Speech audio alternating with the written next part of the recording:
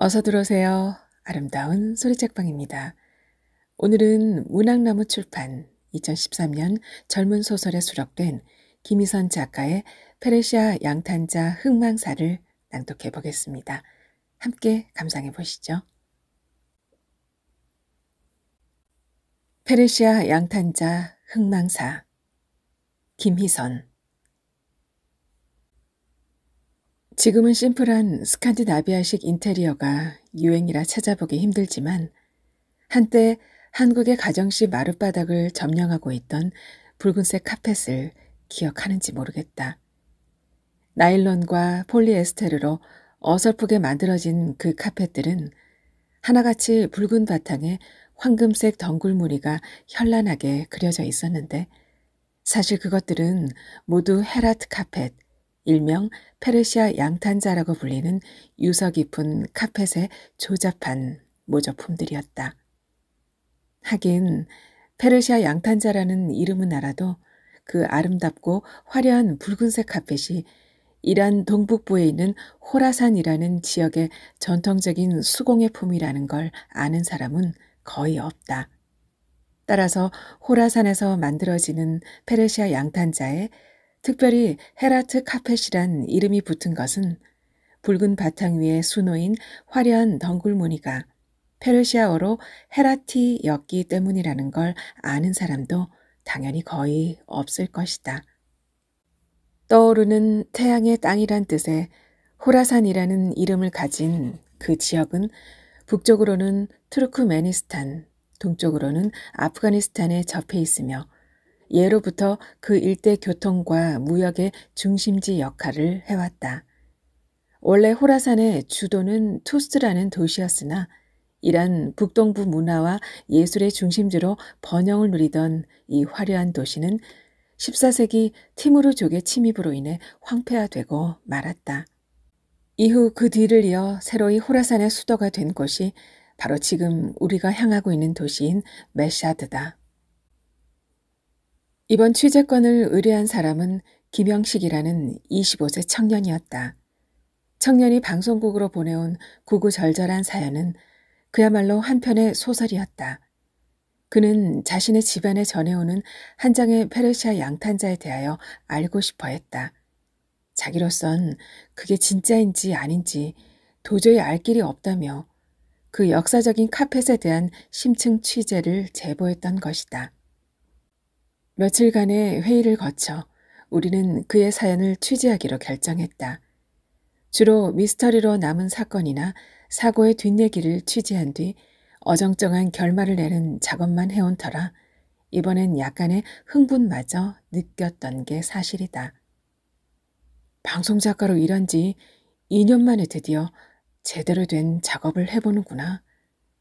나는 속으로 외쳤다. 어쨌든 취재가 결정되자 가장 먼저 착수한 일은 이란의 메샤드란 도시에 있는 한 카펫 가게 주인을 찾아내는 것이었다. 그의 이름은 아부 알리 하산. 오래된 신문을 검색하면 그가 한국에도 한번 다녀간 적이 있다는 것을 알 수 있다. 지금은 폐간된 어떤 경제신문의 흑백 사진 속에서 그는 테헤란로에 있는 한 빌딩 준공식의 리본 커팅을 앞두고 활짝 웃고 있다. 수소문 끝에 연락이 닿았을 때 아부 알리 하산은 메샤드의 어느 뒷골목 주소를 불러줬다. 찾아오기는 쉬울 겁니다. 거리는 한산하니까요. 우리는 최소한의 짐을 챙겼고 촬영 장비도 최대한 줄였다. 테헤란에서 메샤드까지는 지루한 풍경이 이어졌다. 중간에 여러 번의 검문을 거쳤는데 그들은 단지 카펫만을 취재하러 왔다는 게 믿어지지 않는다는 듯 차 안을 자세히 살폈다. 메샤드에 도착한 것은 오후 해가 뉘엿뉘엿 넘어가려는 늦은 시각이었다. 풍채가 좋은 데다 콧수염을 기른 한 남자가 가게 안쪽에서 걸어 나왔다. 그는 자신이 아부 알리 하산이라고 말했다. 반갑습니다. 우린 한국에서 온 이제는 말할 수밖에 촬영팀입니다. 이렇게 시간을 내주셔서 고맙다는 인사를 먼저 드려야겠군요. 통역은 우리의 말을 전했다. 아부알리 하산은 괜찮다며 호방하게 손을 저었고 우리 일행을 자신의 가게 뒤쪽으로 난 좁은 복도로 안내했다. 좀 지저분해도 양해 바랍니다. 하산은 미안하다는 듯 고개를 숙였다. 창고 정리 겸 박앤세일을 준비 중이라서요. 실제로 가게 안은 무척이나 어수선했다. 여기저기 카펫들이 둘둘 말려 있었고 아기자기한 무늬가 새겨진 양털로 짠 소품들로 사방에 널려 있었다. 메샤드의 미로 같은 뒷골목에서 몇 세기 동안 영업을 해온 그 유서 깊은 카펫 가게가 일종의 박앤세일을 겸한 창고 정리를 계획한 건 사실 어쩔 수 없는 고육지책과도 같은 것이었다. 이제 이런 수제품 양탄자 같은 걸 사려는 사람은 아무도 없습니다.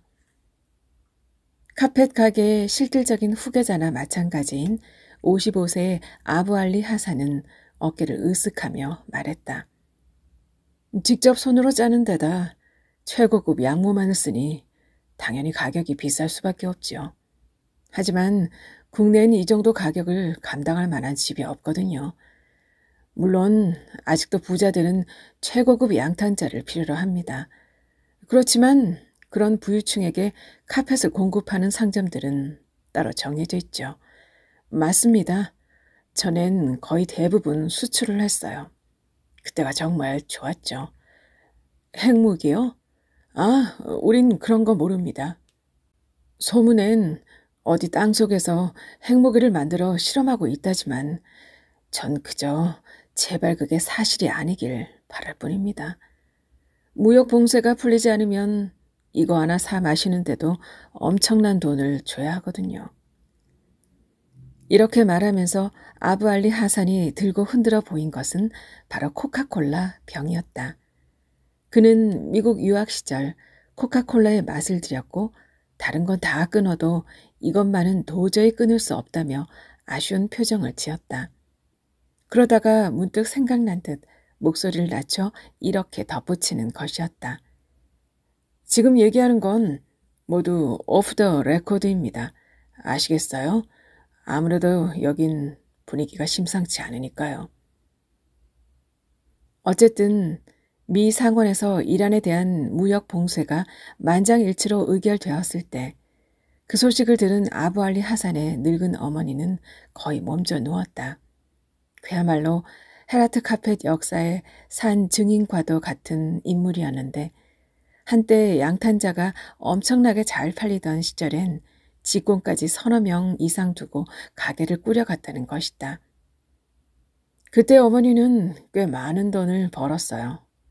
제가 미국으로 유학을 갈 수 있었던 것도 다 양탄자가 잘 팔렸기에 가능한 일이었지요.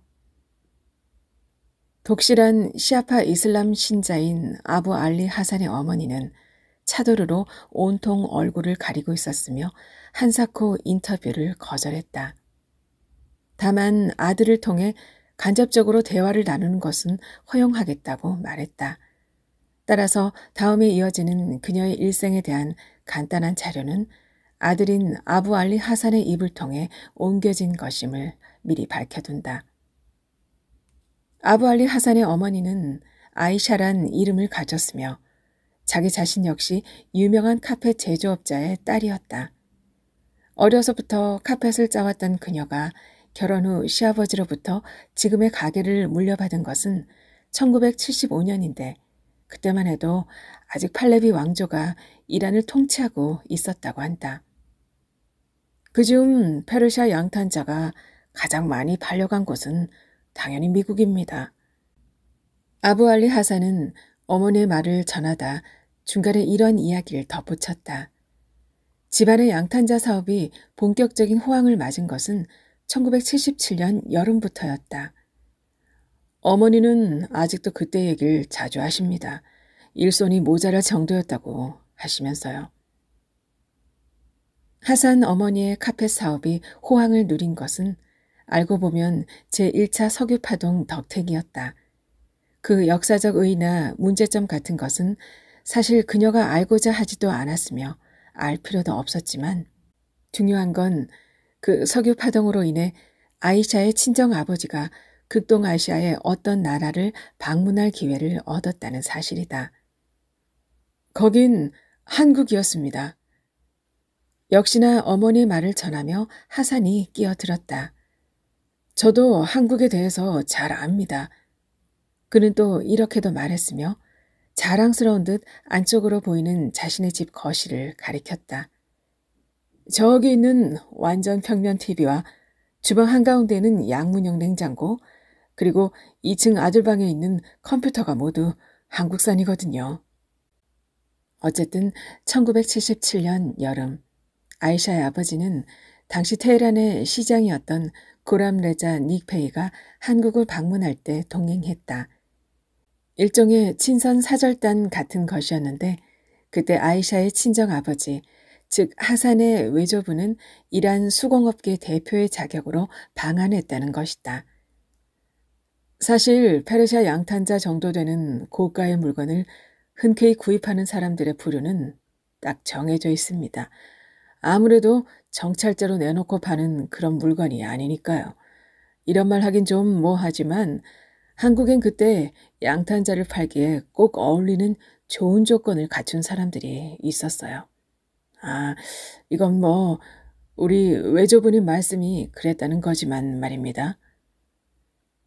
한국을 방문하며 하산의 외조부는 자신의 가게에서 직접 짠 최고급 케라트 카펫을 한 장 가져갔다. 그는 그것을 기증했고 그 아름다운 붉은빛의 양털 카펫은 이란과 한국 친선 외교의 상징으로 서울시장 집무실 바닥에 깔렸다. 그러나 불행히도 손으로 정성스럽게 짠 양탄자의 아름다움과 가치를 알아보는 사람은 거의 없었고 따라서 카펫은 채 2년도 안 되어 바닥에서 철거되는 운명을 맞았는데 그게 1979년 호메니의 이란 혁명이 일어난 얼마 뒤였다. 그러나 우리의 카펫 사업은 점점 호황을 누렸습니다. 양성적으로 거래되는 물품은 아니었기에 정확한 수출 물량이 잡히진 않았지만 말입니다. 하긴 어차피 이런 고가의 카펫은 오히려 그런 음성적인 루트를 통해 더 많이 팔린다고 할 수 있지만요. 아이샤의 친정 아버지는 딸의 가게도 한국으로의 수출에 동참할 수 있도록 적극 도왔는데 그만큼 서울에선 꽤 많은 주문이 밀려들었다는 것이다.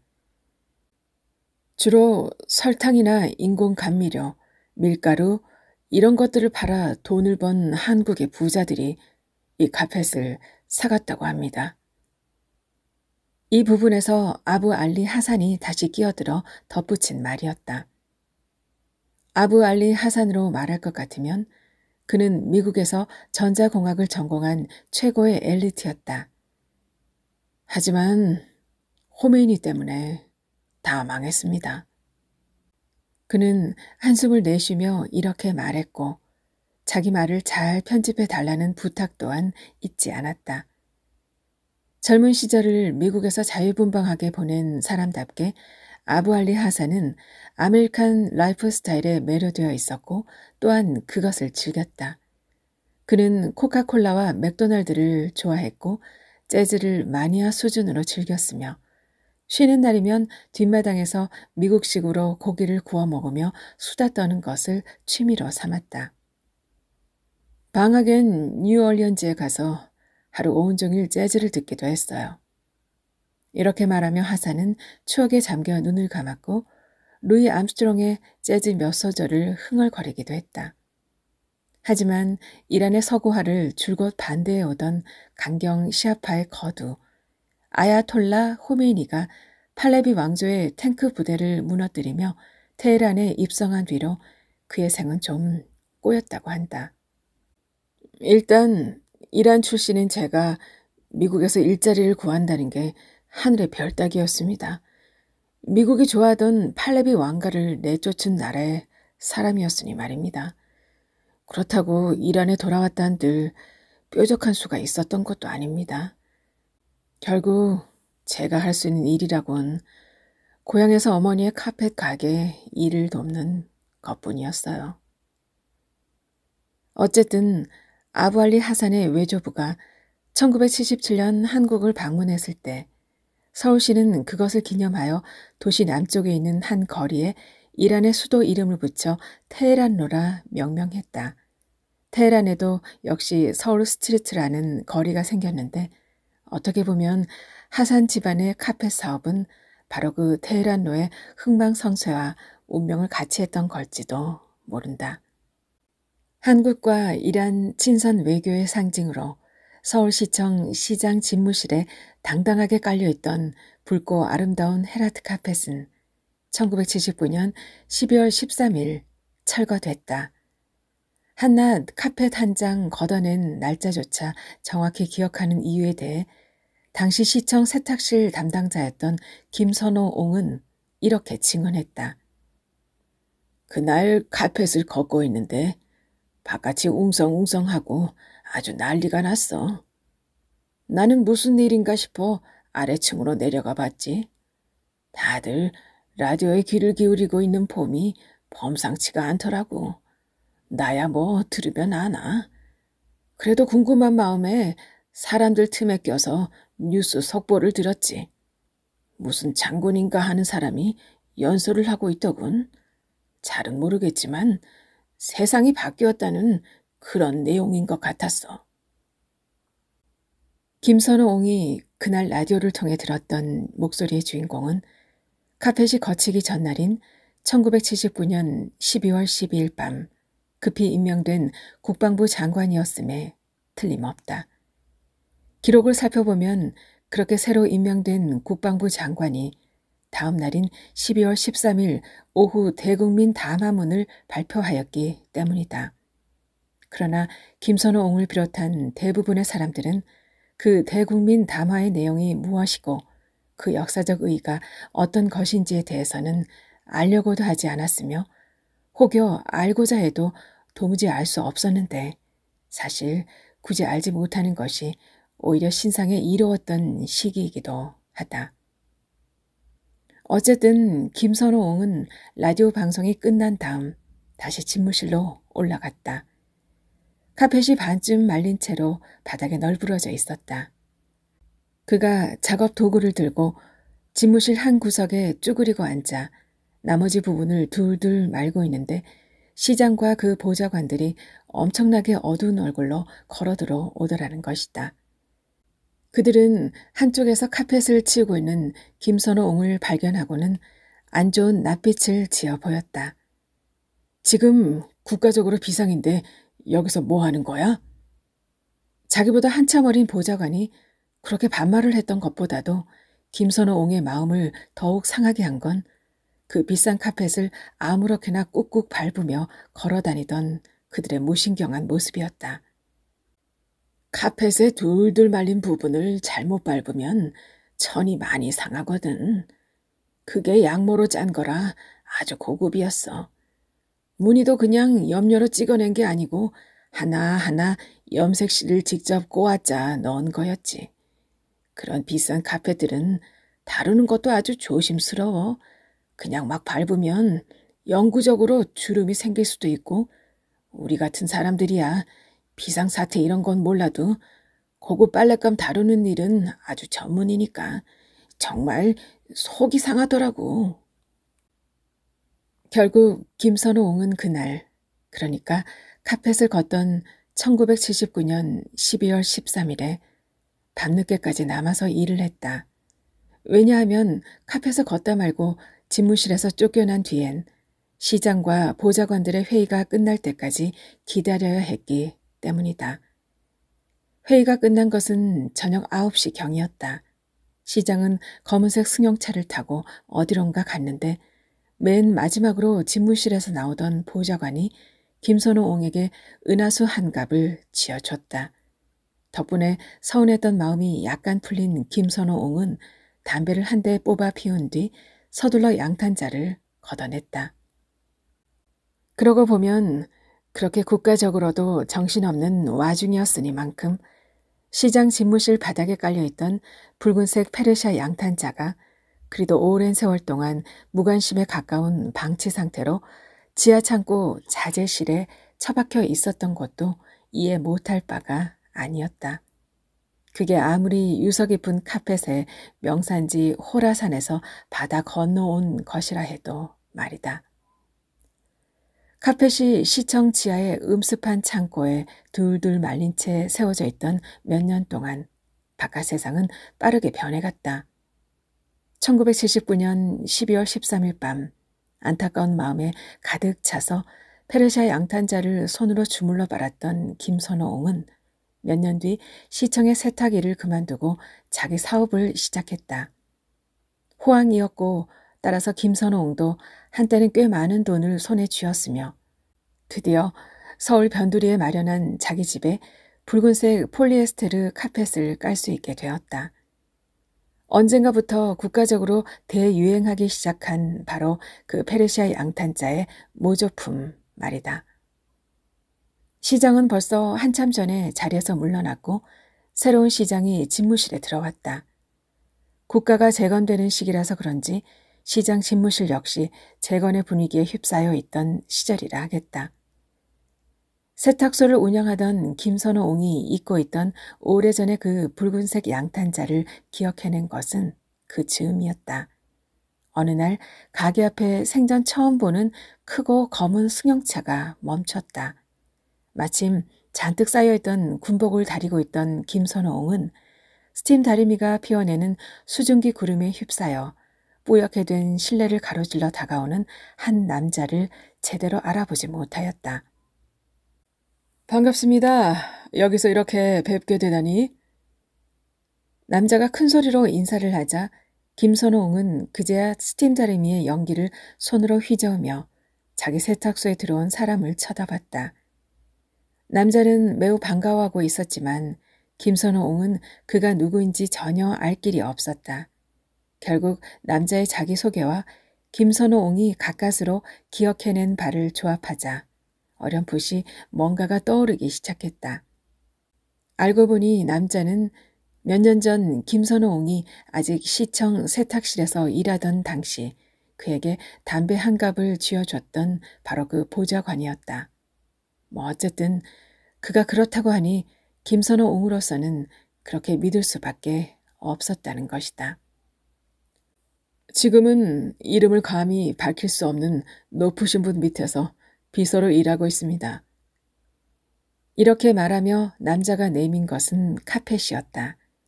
김선호옹이 남자가 들고 온 카펫 두루마리를 펼쳐보며 얼마나 놀랐을지는 짐작할 수 없다.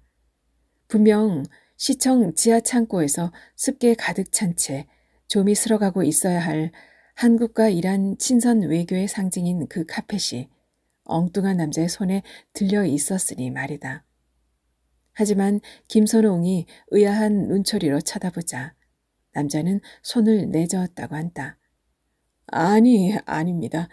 이건 전에 시장실에 깔려있던 그 카펫이 아니에요. 물론 모양과 무늬 그리고 크기까지 비슷하다는 건 압니다. 하지만 이 카펫으로 말하자면 저희 회장님께서 큰돈을 들여 이란에서 직접 들여오신 최고급 제품이죠. 그런데 이번에 회장님의 거실에 깔려있던 이 카펫에 누군가가 커피를 쏟았습니다.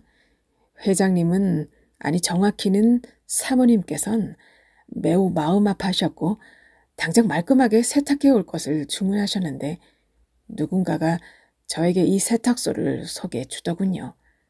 서울 최고의 카펫 전문 세탁업자라고 말입니다.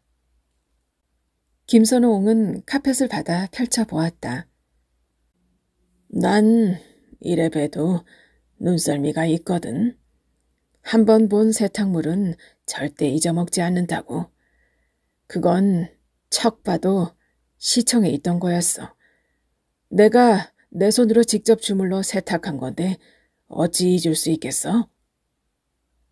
그러나 세탁소에도 고객을 상대하는 나름의 규칙이 있는 법이라고 김선호옹은 덧붙였다.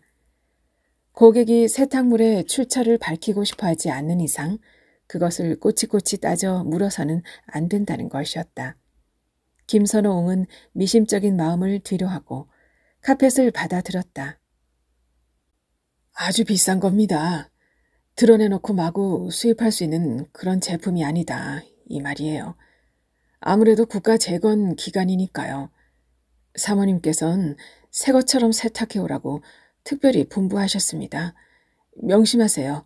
잘만 하면 회장님의 전속 세탁사가 될 수도 있는 좋은 기회라는 것을 말입니다. 남자는 몇 번이나 똑같은 당부를 반복하더니 검은색 승용차를 타고 사라졌다. 일주일 후에 찾으러 오겠다는 말을 남긴 뒤였다. 이렇게 하여 헤라트 카펫은 다시 김선호 옹의 손에 들어오게 되었다. 마지막으로 세탁한 1979년 12월 13일로부터 8년이 흐른 1987년 여름이었다. 호라산 카펫에 묻어있는 커피 얼룩은 의외로 컸다. 누가 커피를 대접으로 마시다 쏟았나 싶었지. 라고 김선호옹은 그때를 회상했다. 얼룩을 빼서 새 것처럼 만들려면 꽤 힘들겠다는 생각이 들더군. 다음 날 가게에서 열심히 특수세제로 카펫을 주물러 빨고 있을 때 갑자기 한때의 사람들이 그 앞을 지나갔다. 하도 시끄러워 잠깐 내다봤어. 엄청나게 많은 사람들이 뭐라고 외치면서 걸어가고 있더군. 처음엔 또 대학생들이 데모하러 나온 줄 알았지. 최루탄 쏠 걸 생각하니 짜증도 나고 아주 지긋지긋하더라고. 그런데 이번엔 좀 다른 거야. 걸어가는 사람들이 학생이 아니었어.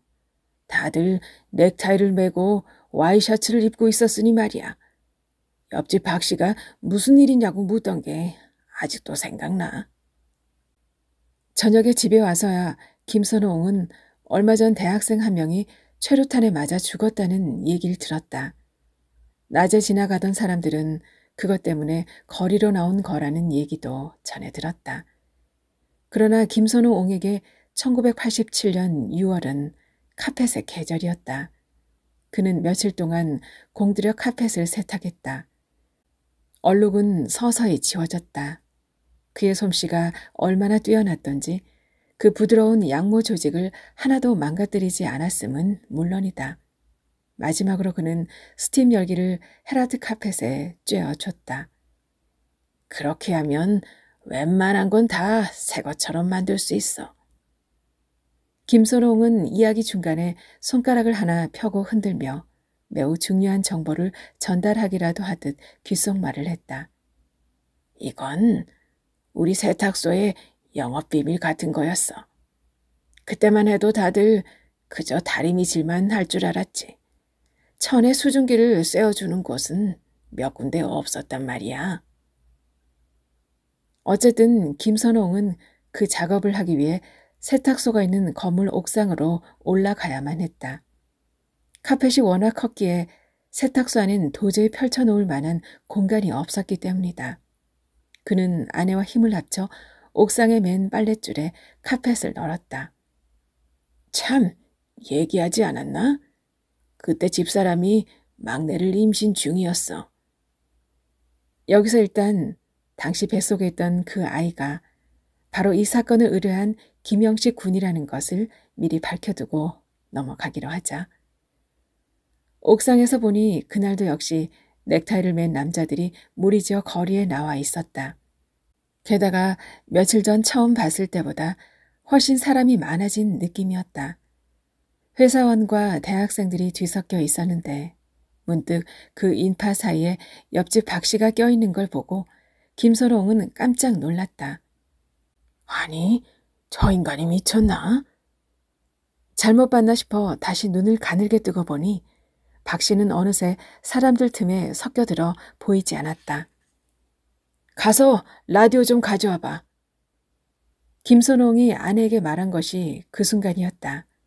아내는 만삭의 몸으로 좁은 철제 계단을 내려가 낡고 오래된 라디오를 들고 왔다. 선대부터 쓰던 트랜지스터 라디오에는 고무줄이 칭칭 감겨 있었고 김선홍은 다이얼을 열심히 돌려 주파수를 맞췄다. 여보, 우리도 라디오 바꿔야겠어요. 금성인가? 거기서 나오는 게 좋다던데. 아내가 말꼬리를 흐렸지만 김선호옹은 고집스레 다이얼만 돌렸다. 결국 주파수가 잡히긴 잡혔지만 도대체 뭐라고 말을 하는지 알 길이 없었다. 지직거리는 소음 사이로 간신히 들려오는 목소리엔 이런 단어들이 섞여 있었다. 직선제, 자유로와, 자유민주주의, 수호. 결국 김선호옹은 라디오를 껐다고 한다. 알고 보니 앞으로 우리도 대통령을 직접 뽑을 수 있게 됐다는 얘기더라고. 그 소식을 들려준 사람은 옆집 박 씨였다. 박 씨는 잔뜩 들떠서 심지어는 김선호옹에게 거북선 한 갑을 선물하기까지 했고 둘은 담배를 피우며 잠시 얘기를 나눴다. 장마가 다가오고 있어서인지 조금씩 눅눅해지기 시작하던 6월의 밤이었다. 1987년은 아부알리 하산에게도 기억에 남는 한 해였다. 사실 가게 사정은 그중 매우 좋지 않았습니다. 하산은 어두운 표정으로 그때를 회상했다. 후세인과의 오랜 전쟁으로 다들 죽을 맛이었으니 말입니다. 그가 이렇게 말하고 있을 때 시종일관 차도르로 얼굴을 가린 채 침묵을 유지하던 그의 어머니 아이샤가 불쑥 외쳤다. 그렇게 불경하게 말하면 안 된다. 아부알리 하산. 그녀의 말에 의하면 그 전쟁은 신의 뜻을 다룬 성전이었다. 이라크의 후세인은 이슬람 세계의 배반자 같은 사람이었다는 것이다. 그에 비하면 아야톨라 후메이니는 알라의 뜻을 온몸으로 구현한 성자였다고 아이샤는 강변했다. 옆에선 아들인 아부알리 하산이 어깨를 으쓱하고 있었다. 그의 어머니는 8년간의 전쟁 기간 동안 5번이나 테헤란 외곽의 순교자 묘지를 참배하고 온 사람이었다고 나중에 하산은 작은 목소리로 덧붙였다. 어쨌든 이란과 이라크 양쪽에 엄청난 수의 순교자와 성인을 남기고 8년간 이어져온 전쟁이 막을 내린 것은 1988년이었다. 그 와중에 아부알리 하산의 외조부가 운영하던 카페 상점이 문을 닫았다. 간접적인 이유들이야 많았지만 지금도 그는 외조부 가게가 문을 닫게 됐던 이유로 1986년에 일어난 어떤 사건을 꼽기를 주저하지 않는다. 아마도 그의 10월 즈음이었을 겁니다. 그의 외조부 가게의 특산품인 최고급 헤라트 카펫이 이름도 생경한 온두라스와 니카라과 국경 인근의 산악지대에 위치한 한 저택에서 발견됐다. 거기서 헤라트 카펫이 발견된 게 무슨 문제였습니까? 라는 질문에 아부알리 하산은 애매한 표정을 지었다. 그렇습니다. 표면적으로 우리 외조부의 최고급 카펫이 온두라스 남부 산악지대에 있는 저택 마룻바닥에서 발견된 것이 큰 문제는 아닐 겁니다. 그러나 그 저택이 니카라과에서 반란을 일으킨 채 온두라스로 피신해 있던 콘트라 반군의 지도자 중 하나인 디에고 아디오스의 집이라면 얘기가 좀 달라지는 거죠. 친미 성향의 극우파 콘트라 반군 지도자의 저택에 대표적인 미국의 적국이었던 이란에서 생산된 최고급 카펫이 깔려있던 것을 좀 이상하게 생각한 사람은 레바논계 독일인이었던 로이터 통신의 기자였다고 한다. 그는 여기에 뭔가가 있다는 걸 거의 동물적인 감각으로 알아챘고 카펫의 유통 과정에 대해 집요하게 파고들었는데 그게 바로 1987년 한 해를 떠들썩하게 했던 이란 콘트라 스캔들의 시작이었다. 아마 그때부터였을 겁니다. 각국의 부유층들이 이 아름다운 헤라트 카펫을 더 이상 사들이지 않기로 작정했던 게 말입니다. 감출 것이 많은 그들에게 눈에 너무 확 띄는 부와 화려함의 상징이었던 헤라트 카펫, 일명 페르시아 양탄자는 더 이상 매력적으로 비춰지지 않았을 거라는 게 아부알리 하산의 추측이었다. 콘트라 반군의 지도자였던 디에고 아디오스 역시 그렇게 눈에 띄는 화려한 헤라트 카펫 대신 평범한 돗자리 같은 걸 깔았더라면 기자의 주목을 받지 않았을 테고 결국 그런 공경에 처할 일도 없지 않았겠냐고 하산은 반문했다. 사실 나는 그 일이 터지기 전부터 사업의 다각화에 대해 구상해 왔습니다. 그러나 어머니는 완강하게 반대하셨죠. 헤라트 카펫의 유구한 전통을 지키는 것 외에는 모두 마음에 들어하지 않았던 겁니다. 하지만 외조부의 가게가 무너진 걸 보고 나서 어머니도 생각이 많이 바뀌었습니다.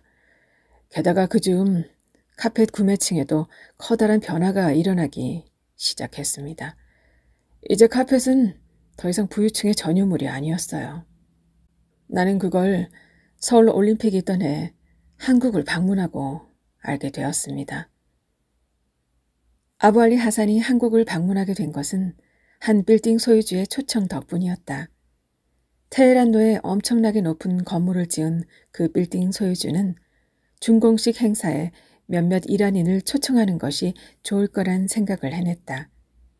그 거리에 테헤란로라는 이름을 붙였던 1977년에 서울을 방문했던 이란 측 인사들과 접촉을 시도한 그에게 한국 방문을 수락한 사람은 총 3명이었고 그중 하나가 바로 아부알리 하산이었다고 한다. 물론 제 외조부가 가시는 게 옳았지만 그분은 이란 콘트라 사건 이후 몸져 누워 계셨기에 어쩔 수 없이 손자인 제가 갔던 겁니다. 외조부께선 한국에 대해 아주 좋은 감정을 가지고 계셨고 따라서 그 초대에 반드시 응해야 한다고 저에게 당부하셨습니다. 방문 마지막 날 아부알리 하산은 동대문 시장과 남대문 시장을 둘러볼 기회를 가졌다. 몇 가지 물건도 사갈 생각이었기에 약간 흥분한 마음으로 왁자지껄한 시장에 들어섰을 때 그는 깜짝 놀랐다. 좌판에 우리들의 페르시아 양탄자가 산처럼 쌓여 있더군요. 처음엔 정말 놀랬지만 자세히 보니 그 카펫들은 모두 우리 헤라트 카펫의 조잡한 모조품들이었습니다. 손으로 짠 양모 제품이 아니라 나일론과 폴리에스테르에 날염을 한 것에 불과하더군요. 그런데 그런 카펫이 불티나게 팔리는 걸 보고 저는 바로 이것이야말로 우리 카펫 업계가 나아갈 새로운 길이라는 걸 직감했던 겁니다. 아부알리 하산은 귀국 후 곧바로 소규모 공장의 개업에 착수했다. 이제 손으로 직접 짜는 카펫의 시대는 막을 내리게 될 거라고 그는 굳게 믿었다. 그러나 세계적으로 경제가 호황이니만큼 천편일률적으로 조잡하게 찍어내서 공산품 티가 팍팍 나는 싸구려 카펫보다는 좀 더 고급스러운 느낌이 나는 제품을 찾는 소비자들도 어디엔가 반드시 존재할 거라고도 예상했다. 그가 공장에서 생산하기 시작한 게 바로 그런 류의 카펫들이었다. 아부알리 하산의 공장에서 만들어진 카펫엔 공산품의 저렴함과 수제품의 독특함이 반반씩 섞여 있었고 그것은 특히 한국에서 큰 인기를 얻었다. 그중 한국의 여러 도시에선 날마다 새로운 아파트들이 지어지고 있었는데 하산의 카펫은 특히나 그런 아파트에 새로 입주하는 중산층의 인기를 독차지했다. 그야말로 엄청나게 바쁜 시절이었습니다. 공장은 온통 풀 가동이었죠. 그 카펫들은 예전처럼 음지로 유통시킬 필요도 없었고 그래서 나도 훨씬 편한 마음으로 수출할 수 있어서 좋았습니다. 아마 그 당시 내 조국 이란이 석유담으로 가장 많이 한국에 팔았던 게 카펫이 아니었을까 합니다만. 그러나 하산의 카펫에도 결국 사양길이 찾아왔다. 그게 다 알레르기 때문입니다. 아부알리 하산은 슬픈 미소를 지었다. 양모로 짠 카펫에 진드기가 번식하고 그게 대표적인 선진국형 질병인 알레르기의 가장 큰 원인이라는 소문이 돌자 사람들이 너도 나도 마룻바닥에서 카펫을 걷어내기 시작했다는 것이다. 아부알리 하산은 자기들의 공산품 카펫의 재료가 양모가 아닌 폴리에스테르임을 강조했지만 오히려 그것이 역효과를 불러일으켰다. 천연 재료로 만들어진 것만이 팔리는 시대가 도래했기 때문이다. 하지만 그 즈음 더 큰 암초가 아부알리 하산의 가게를 기다리고 있었다. 그건 하산도 그의 어머니도 심지어는 당사자들인 한국인들도 전혀 모르고 있던 엄청난 사건이었다. 세상이 떠들썩하든 말든 1987년 6월 내내 김선호옹은 전 시청 보좌관이었던 남자가 맡겨두고 간 카펫을 정성껏 세탁했고 잘 말렸다. 자기가 봐도 새 것처럼 변한 카펫을 보며 그는 여러 번 흐뭇하게 미소 지었다고 한다. 하지만 아무리 기다려도 카펫을 맡긴 남자는 오지 않았다. 김선호옹은 다리미질을 하다가도 하루에도 몇 번씩 세탁소 밖을 내다봤다. 하지만 그 크고 검은 승용차는 나타나지 않았다. 그러는 사이 7월이 가고 8월이 지나갔다. 처음엔 어디 흠집이라도 날까 애지중지하던 헤라트 카펫을 대하는 김선호옹의 태도에도 서서히 변화가 일어났다. 사실 세탁소엔 옷이 꽉 차 있는데 그 큰 카펫이 한 자리 차지하고 있으니 어쩔 수 없었다고. 김선호옹의 아내가 해산하고 그의 겨울이 왔을 때쯤에 카펫은 가게 천덕꾸러기가 되어 구석에 둘둘 말려 있었다. 그 다음에 여름까지 세탁소 한쪽에 처박혀 있던 카펫은 막내 아들인 영식군이 약간의 늦은 걸음마를 시작할 즈음 마당 구석에 창고로 옮겨지는 운명을 맞았다. 김선호옹이 카펫을 맡긴 남자를 다시 본 것은 1988년 겨울이었다. 올림픽이 끝난 지는 한참 됐지만 왠지 아직도 꿈결 같은 축제 분위기에 빠져 다림질을 하고 있을 때 아내가 후다닥 뛰어왔다. 영식이 아버지, 저기 저 사람 좀 봐요. 아내는 안쪽에 놓아둔 새로 산 24인치 컬러 텔레비전을 가리켰다. 설악산의 어느 절을 배경으로 검은 코트를 입은 남자들이 잔뜩 서 있는데 그들 중 하나의 얼굴이 아무래도 그 카펫을 맡겼던 사람 같다는 것이었다. 하지만 김선호옹이 다리미도 내팽개치고 뛰어갔을 땐 이미 뉴스가 지나간 뒤였다. 그날 전직 대통령이 전 재산을 내놓겠다는 연설을 하고 부인과 함께 어느 절로 들어갔다는 걸 김선호옹은 역시나 저녁이 되어서야 옆집 박 씨에게 들었다. 나중에 아내는 생각해보니 카펫을 맡긴 남자의 얼굴이 잘 기억나지 않는다며 자기가 잘못 본 걸지도 모른다고 순순히 시인했다. 김선호옹은 다시 카펫의 존재를 잊었다. 너무 바빴고 애들은 쑥쑥 자랐으며 세탁소는 점점 번창했다. 깨끗 토피아라는 상호명의 전국적인 세탁 체인망을 구상하고 자금을 끌어모으기 시작한 게 바로 그 즈음, 그러니까 1997년 초반이었다. 김선호옹이 생각한 것은 세탁의 전문화였다. 그는 와이셔츠 한두 장이나 양복 한 벌 정도 세탁하는 소규모 사업으론 이제 경쟁력이 없을 거라 예상했고 따라서 카펫과 이불처럼 집에서 빨래하기 힘든 대형 세탁물을 전문적으로 다루는 업소를 떠올렸던 것이다. 생활 수준의 향상 덕분에 이제 그런 빨래들을 옛날처럼 집에서 발로 밟아 빠는 사람들이 거의 다 사라질 거라고도 예측했다. 처음엔 그의 예측이 들어맞는 듯 싶었다. 체인점을 내고 싶다는 문의도 쇄도했다. 어느 날 집에 들어가니 새 아파트 바닥에 처음 보는 카펫이 깔려 있었다. 새하얀 순백색에다 보기에도 심플하고 상큼해 보이는 그 카펫은 전에 있던 붉은색과 황금색이 뒤섞인 페르시아 스타일의 양탄자를 순식간에 촌스러운 퇴물로 전락시키고도 남았다. 어때요? 요즘엔 이런 젠 스타일이 유행이거든요. 아내가 주방에서 걸어 나오며 말했다. 젠이 뭔데? 김선호옹이 물었지만 아내는 대답을 못했다. 하여튼 젠 스타일이 유행이래요. 그래서 새로 이삿도 했겠다.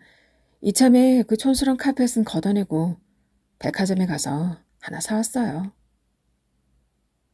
김선호옹은 그 젠 스타일이라는 카펫 위에 앉아서 신문을 읽었다. 세계은행 총재라는 한 외국인이 한국 경제는 동남아와 다르다. 이제 한국은 위기에서 벗어나고 있다고 말하며 기사 속 사진에서 활짝 웃고 있었다. 기사를 읽으며 김선호옹은 그럴 줄 알았다는 듯 고개를 끄덕였다고 한다. 그때 누가 우리나라가 위기라고 하면 믿었겠냐고. 세탁소도 얼마나 잘 됐는데. 하지만 그로부터 며칠 지나지도 않아 김선호옹이 그간 모은 돈을 맡겨뒀던 증권회사의 유리문에 영업정지를 알리는 공고문이 붙었다. 갑자기 가게 수표들이 미친 듯이 돌아오기 시작했고 김선호옹은 뭐가 뭔지도 모르는 상황에서 거리로 나앉게 되었다. 젠 스타일 카펫이 깔려있던 아파트에서 얼마 살아보지도 못한 상태였다. 그나마 망한 것이 김선호옹의 가게만은 아니라는 게 당시 유일한 위로라면 위로였다. 주위를 둘러보니 다 망했더라고. 그는 예전에 그 작은 세탁소 건물로 돌아갔다. 처음부터 다시 시작했지. 어쩌겠어? 먹고 살아야 하잖아. 하지만 이상하게 전보다 더 많이 일해도 세탁소는 점점 작아져만 갔다. 나이가 들어서인지 김선호옹도 일하는 게 차차 힘에 부쳤다. 애들은 나보다 나게 살 줄 알았지. 이렇게 될 줄 누가 알았겠어? 김선호옹은 이런 말을 할 땐 좀 허탈하게 웃었다. 노인의 얼굴은 그 나이 또래에 비해 하얗고 깨끗하며 반점 같은 것도 거의 없다. 평생 햇빛을 못 보고 세탁소에서 일만 했더니 피부는 깨끗해. 김선호옹은 다시 한번 웃었다. 지금 그의 세 아들 중 둘이 세탁업에 종사하고 있다. 우리 때보다 더 힘들어진 것 같아. 그땐 수거 배달은 안 해도 됐는데. 라고 말하며 김선호옹은 안타까운 표정을 지어 보였다. 막내 아들, 그러니까 이번 사건의 의뢰인인 김영식 군만이 구급 공무원 시험을 준비 중이다. 학교는 휴학 중이라고 했다. 영식 군이 마당 구석 창고에 있던 낡고 오래된 카펫을 기억해낸 것은 어느 화창한 일요일 오후였다. 일요일엔 세탁물을 맡기는 사람이 거의 없어요. 아버지도 쉬셔야 하고. 그래서 주말엔 항상 제가 가게를 봐드렸죠. 그냥 들어오는 세탁물을 맡아두기만 하면 되는 거니까요. 영식 군은 세탁소 안쪽에 딸린 작은 방에 누워 텔레비전을 보고 있었다. 우연인지 혹은 필연인지 때마침 나오던 프로그램이 TV쇼 진품 명품이었다. 거기서 한 아저씨가 오래된 카펫을 한 장 들고 나온 걸 봤어요. 그 사람 말로는 몇십 년 전 이란과 한국이 경제협정을 맺었을 때 기념으로 테헤란 시장이 가져온 선물 중에 들어있던 거라고 하더군요. 그게 시청인가 어디 깔려 있었는데 어찌어찌해서 자기들 집까지 흘러왔다는 겁니다. 근데 그 카펫은 보존 상태가 매우 안 좋았어요. 좀이 슬고 해져 있었죠. 감정위원들은 의외로 카펫에 높은 가격을 매겼어요. 역사적으로 가치 있는 기념품이기 때문이라면서요. 다만 보존 상태가 좀 더 좋았더라면 훨씬 더 높은 가격을 줄 수 있었을 거라고 안타까워하는 모습도 봤습니다. 당연히 영식 군은 자기 집 마당 구석 창고에 있는 페르시아 양탄자를 떠올렸다. 한때 아버지는 그 카펫이 아주 귀한 것이니 잘 간수해야 한다고 말하곤 했다. 그러나 영식 군은 숨기놀이를 할 때면 언제나 그 카펫에 둘둘 말린 틈으로 숨어들었다. 그러다가 아버지에게 들키면 심하게 꾸중을 들었다. 그럴 때마다 김선호옹은 그 카펫이야말로 엄청나게 유서 깊은 것이니 소중히 다뤄야 한다고 반복하여 말했다. 물론 나중엔 카펫이 거기 있다는 사실조차 잊고 말았지만 어쨌든 처음엔 그랬다는 것이다. 아버지는 그게 서울시장 집무실에 깔려있던 거고 옛날에 테헤란로라는 길이 처음 생겼을 때 일한 사람들이 선물한 거라고 수시로 말했어요.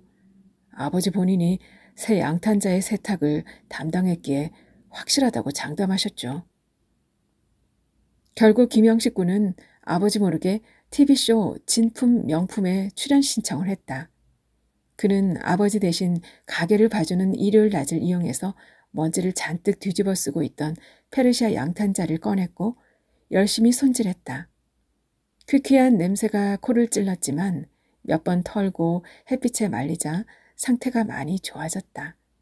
그리고 녹화 당일 그는 양탄자를 옆구리에 끼고 방송국으로 향했다. 전철을 갈아타는 동안 기다란 양탄자 두루마리 때문에 눈총을 받기도 했지만 영식군은 꿋꿋했다. 하지만 결과는 그리 좋지 않았다. 감정위원들 중 2명이 그 헤라트 카펫, 일명 페르시아 양탄자가 그저 모조품에 지나지 않는다고 판정했기 때문이다. 나머지 1명은 그것이 진품일 가능성이 높지만 확실하진 않다고 유보적인 태도를 보였다. 카펫을 모조품이라고 판정한 위원들은 그것이 이란에서 만들어진 것도 아니라고 했다. 김영식 군의 집 뒷마당에 있던 그 낡은 카펫은 한국의 업자가 동대문 시장에서 만든 것으로 일종의 A급 모조품이라는 것이었다. 사치품이라면 물불을 가리지 않고 사들이던 사람들 덕분에 그 당시엔 이런 모조품도 진품으로 둔갑하여 거래됐고 사실 일반인의 안목으론 그걸 구별하는 것 자체가 불가능했다며 나이가 지긋한 여자 감정위원이 안타까운 표정을 지었다. 카펫이 진품일 수도 있다고 판정한 위원은 상대적으로 나이가 젊어 보였다. 그러나 그는 기록에 의하면 1977년 한국에 선물로 들어온 헤라드 카펫이 단 한 장뿐이라는 게 최대의 난점이라며 얼굴을 흐렸다. 만약 그렇다면 지난번 출연자와 이번 출연자 중 한 사람의 것은 모조품이라고 봐야 하지요. 그런데 지난번 카펫이 이미 진품으로 판정받았으니 안타깝게도 김영식 군의 아버지가 소유하고 있던 것은 모조품이 될 수밖에 없습니다. 1997년 한국의 외환위기는 아부알리 하산의 공장을 완전히 무너뜨렸다. 카펫 판매 대금으로 받은 수표들이 모두 부도가 났고 그는 직공이 모두 떠난 텅 빈 공장에서 망연자실하게 서 있었다. 한국에서 더 이상의 카펫 수주를 받는 것은 불가능했다. 외조부는 돌아가셨다. 노환이었다. 어머니가 다시 일선에 나섰다. 그녀는 여전히 차도르를 둘러쓴 채 카펫을 짰다. 시리에 차있던 하산이 겨우 정신을 수습하고 어머니를 돕기 시작한 것은 그로부터 3년이나 지난 뒤였다. 큰 욕심 안 부리니 먹고 살 수는 있더군요. 지금 그의 가장 큰 걱정은 미국의 무역 봉쇄다. 그나마 팔려나가던 카펫과 양모로 만든 소품들의 판로가 완전히 막혔기 때문이다. 호르무즈 해협 건너편에 있는 오만을 통해 밀수 루트를 뚫고자 하는 사람들도 있지만 발각될 경우 감수해야 할 위험이 너무 크다고 하산은 한숨을 쉬었다. 곧 전쟁이 날지도 모른다는 소문엔 의외로 담담했다. 어차피 그들 아부알리 하산의 가족과 이웃들은 각종 전쟁에 익숙해진 사람들이기 때문이라는 것이다. 죽음도 삶도 모두 알라의 뜻일 뿐이죠. 하산은 체념한 듯 웃었다. 그는 우리가 한국에서 가져간 김선호 옹의 카펫을 자세히 살펴봤다. 이 카펫의 소유자인 한국인 김선호 씨와 그 아들 김영식 군은 이 제품이 당신의 외조부의 가게에서 생산된 것이라고 굳게 믿고 있습니다. 통역이 말했다. 그들은 이것이 1977년 테헤란로 명명 기념차 한국을 방문했던 이란인들이 서울시장에게 선물한 것이라고 말합니다. 아부알리 하산은 무슨 말인지 알겠다는 듯 고개를 끄덕였다. 그러고는 다시 한번 꼼꼼히 카펫을 살폈다. 그런 다음엔 손으로 쓸어보고 앞뒤로 뒤집어 보기도 했다. 그런데 한국엔 이미 당신의 외조부가 선물한 진품 카펫을 가지고 있던 사람이 하나 있습니다. 만약 그렇다면 이 카펫은 가짜라는 건데 중요한 건 이겁니다. 그때 그러니까 1977년에 당신의 외조부는 총 몇 장의 양탄자를 서울시에 선물했나요? 아부 알리 하산은 애매모호한 표정을 지었다. 글쎄요. 외조부는 이미 돌아가시고 안 계십니다. 알라의 축복이 있기를. 그는 잠시 손을 가슴에 모았다. 그러니 확실한 것은 아무것도 없습니다. 단 한 장의 헤라트 카펫을 가져갔다고 기록하고는 두 장의 카펫을 가져갈 수도 있고 두 장의 카펫을 가져간 걸로 기록되어 있지만 알고 보면 한 장의 카펫을 가져갔던 걸 수도 있으니까요. 지나간 일들의 기록이라는 게 다 그런 거 아니겠습니까? 다만 이 카펫을 짠 사람이 누구든 간에 정말 대단한 솜씨라는 것은 인정하고 싶습니다. 육안으로 봐선 그리고 이렇게 만져봐서도 나는 이게 진품인지 아닌지 알 수 없습니다. 이걸 만들었던 외조부도 아마 알아내지 못하셨을 겁니다.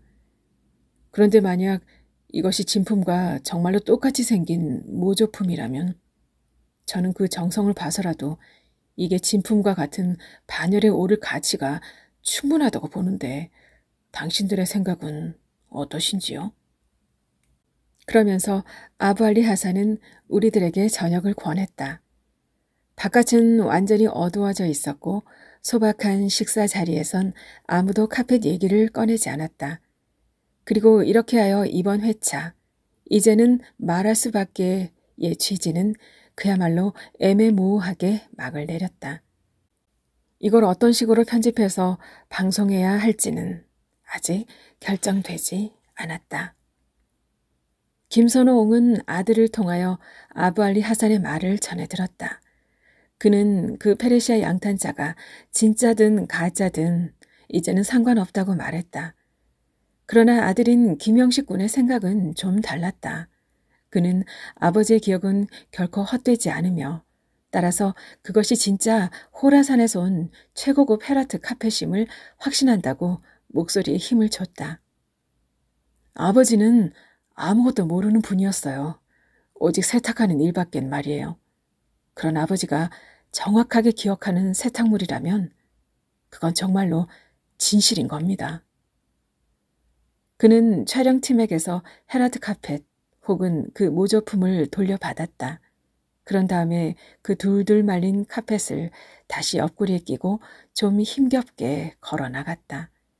역광 때문인지 25세 젊은이의 뒷모습이 아주 작게 보였다. 김희선 작가의 페르시아 양탄자 흥망사 잘 감상하셨나요? 작가는 1972년 춘천에서 태어났습니다.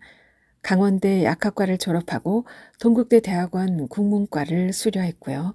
2011년 작가세계 신인상의 단편소설 교육의 탄생이 당선되어 작품 활동을 시작했습니다. 단편소설 공의 기원으로 2019년 제10회 젊은 작가상을 수상했고요. 소설집으로는 라면의 황제, 골든에이지, 장편소설 무한의 책 등이 있습니다. 원주에서 소설가 일과 약사 일을 병행하고 있습니다.